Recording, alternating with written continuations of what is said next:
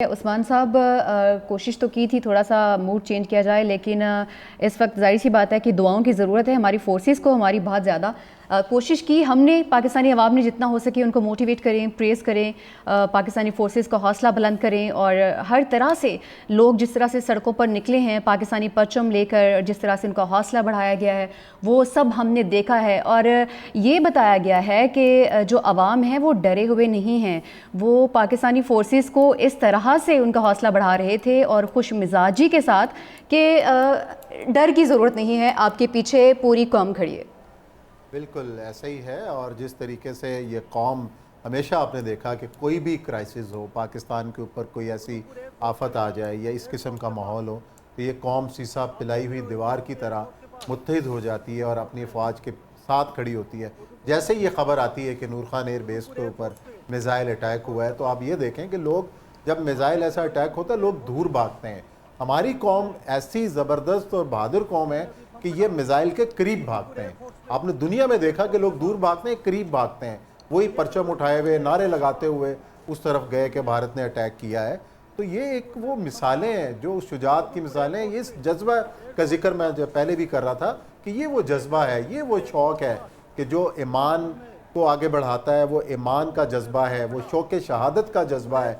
और ये वो हमारा ईमान है कि हमने इस ज़िंदगी के बाद नई ज़िंदगी हमें मिलनी है। इस मौत के बाद वो नई ज़िंदगी का आगाज़ है। तो जब ये हो कि हमने मर के भी जिंदा रहना है, तो फिर किसको मौत आती है? तो ये वही जज्बा है कि जो हमें इस तरफ लेके चलता है। और बात फिर वही है कि ये वो, हम तो ये कहते हैं कि ये गज़वा है, गज़वा हिंद, कि जिसका जो आगाज़ मैं समझता हूँ को हो चुका है। और ये पहली बार ऐसा हुआ है कि कई महाज खुले हैं। पहले हमने देखा कारगिल एक मखसूस ख़ास इलाके की तरफ झड़पें होती रहीं, उसके बाद हमने देखा कश्मीर LOC गर्म रहती है, कभी ये वर्किंग बाउंड्री के ऊपर झड़पें होती हैं। अब तो पाकिस्तान के पूरे शहरों के अंदर ये जंग लड़ी जा रही है। उससे ज़्यादा तो ये जंग इस सोशल मीडिया के ऊपर लड़ी जा रही है, जिसको हम 5th जनरेशन वार कहते हैं। और अल्लाह का शुक्र है कि हमने हर मैदान में, अगर 5th जनरेशन वार की भी बात हो तो हमने भारत को शिकस्त दी है। अगर साइबर वार की बात हो, इस मैदान में भी भारत को शिकस्त दी है। आपने देखा कि ऑपरेशन सलार शुरू किया गया, भारत की मेन वेबसाइट्स हैक कर ली गई। आज आपने देखा कि साइबर अटैक के नतीजे में 70% भारत जो है उसमें बिजली नहीं है, पाकिस्तानी साइबर अटैक हैं। उसके बाद मिज़ाइल अटैक्स हैं, जैसे मुनीब साहब ने कहा कि अब एयर अटैक्स हैं।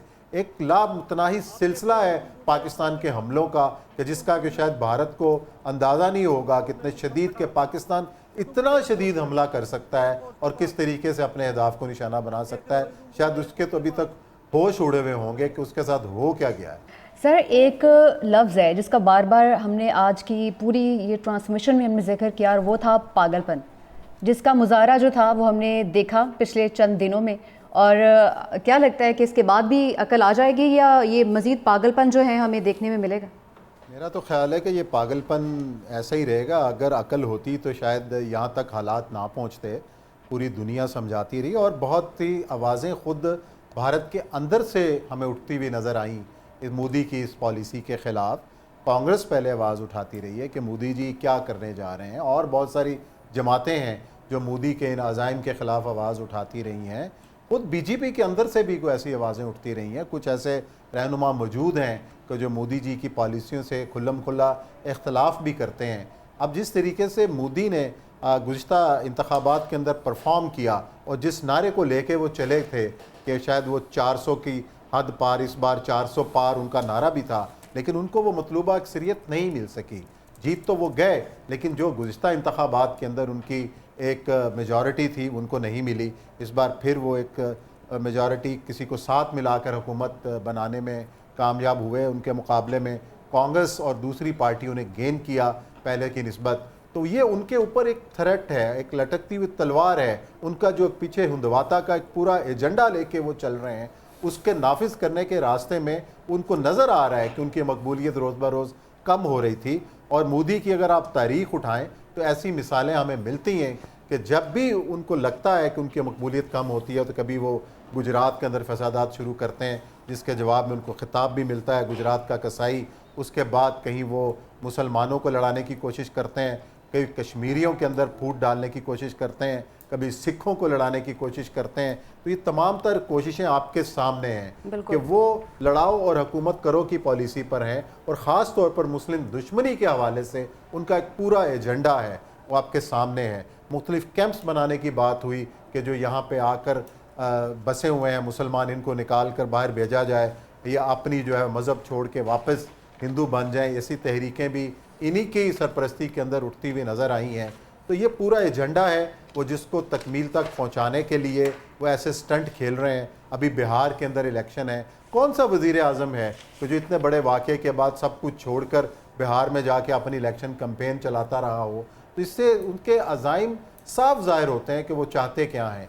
वो ऐसे कॉन्फ्लिक्ट खड़े करके मुसलमानों को निशाना बनाकर और एक मकबूलियत के दोबारा अपने ऊपर दरवाज़ा खोलना चाहते हैं ताकि वो अपने तोसी पसंदाना अज़ाइम को जो हैं वो नाफिज कर सकें। एक पूरा एजेंडा है बीजेपी का जो कि उसके पीछे पूरी 75-77 साल तारीख़ है जिसको वो अमली जमा पहनाना चाहते हैं। तो बहरहाल उन्होंने गलती कर दी है, अपने लिए गड़ा उन्होंने खुद खोदा है। तो मेरा तो ख्याल यही है कि मोदी जी अपने ही खोदे हुए गड्ढे में जा गिरेंगे। और जिस तरह पाकिस्तान की सियासी और अस्करी क़यादत कई दिनों से कह रही थी कि मोदी ने अगर जंग शुरू की तो ख़त्म फिर पाकिस्तान करेगा, तो आज जिस तरीके से और जैसे कामयाबी के साथ एहताफ को निशाना बनाया जा रहा है, उससे तो ये ज़ाहिर होता है कि अब इस जंग का अख्ताम भी पाकिस्तान ही करेगा। बिल्कुल।